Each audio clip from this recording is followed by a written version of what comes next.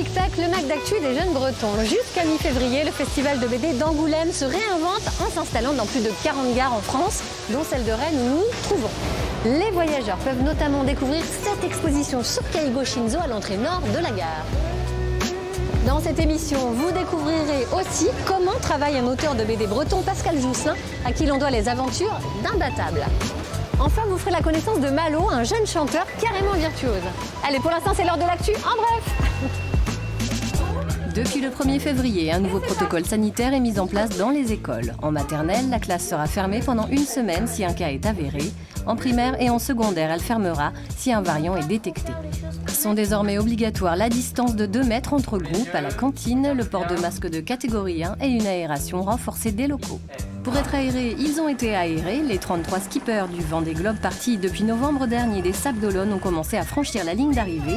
Charlie Dalin le premier, mais celui qui a marqué ce tour du monde, c'est Jean Le Cam.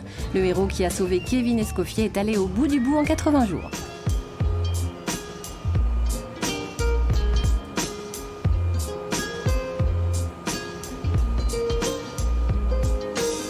La BD, c'est toute une histoire. On va voir ça dans le Data Brace de cette semaine, raconté par Maï, 11 ans, de Monterfil en Ille-et-Vilaine. À toi, Maï. L'homme des cavernes utilisait déjà l'art de la BD en peignant des histoires dans les grottes. Dans l'Antiquité et au Moyen-Âge, les hommes utilisaient beaucoup ce moyen de communication. La BD, que l'on connaît aujourd'hui, apparaît au 19e siècle. Elle est d'abord destinée aux enfants. La première bande dessinée se nommait L'histoire d'Albert. Elle a été écrite par un Suisse, Töpfer. C'est aussi au 19e siècle qu'apparaissent les comic strips aux États-Unis. Il existe aussi les mangas, nés au Japon. Au 20e siècle apparaît la BD pour adultes. Et ce genre a un vocabulaire bien à lui. Une planche, une vignette, une bulle appelée aussi phylactère, un cartouche ou bien encore une onomatopée. Ha ha ha! Et voilà, la bulle est bouclée.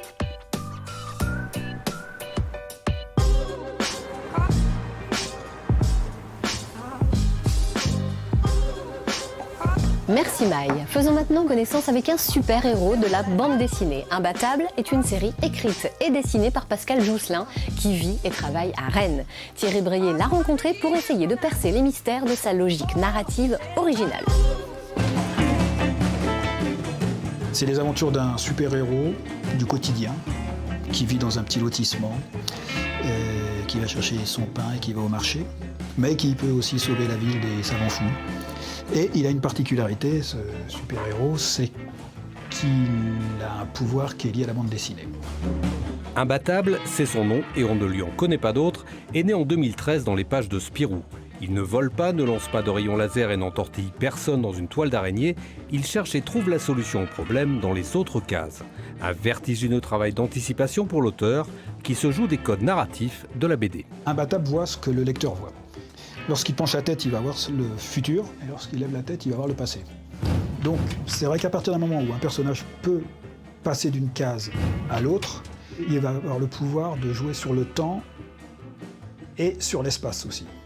C'est-à-dire qu'il peut se télétransporter facilement à un autre lieu, il peut se donner une information du futur dans le passé.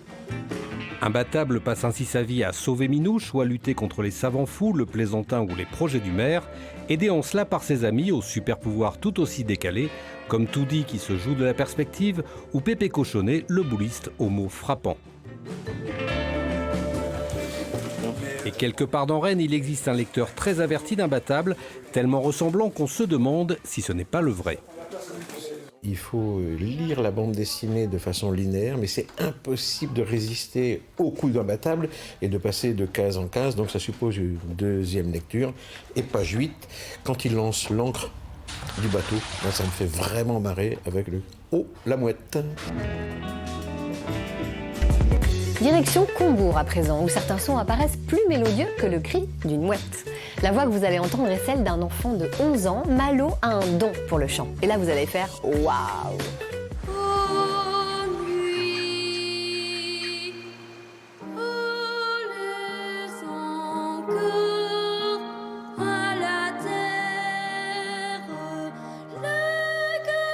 Tel un ange venu du ciel, la voix de Malo, 11 ans, résonne dans l'église de Combourg.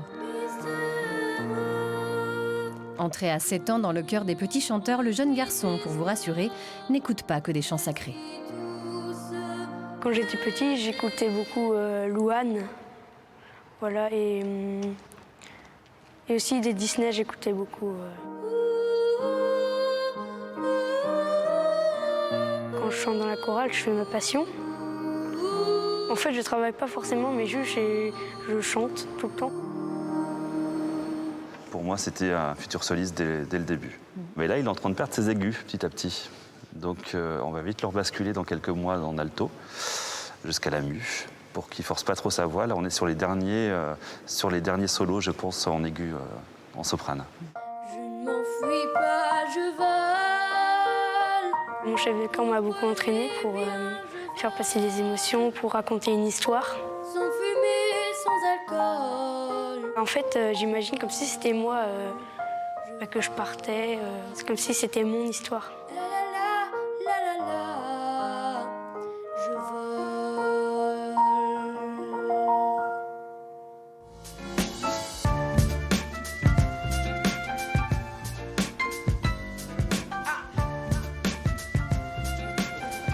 Voilà, il est l'heure maintenant de refermer cet album. On se retrouve mercredi prochain pour un nouveau Tic Tac. Salut!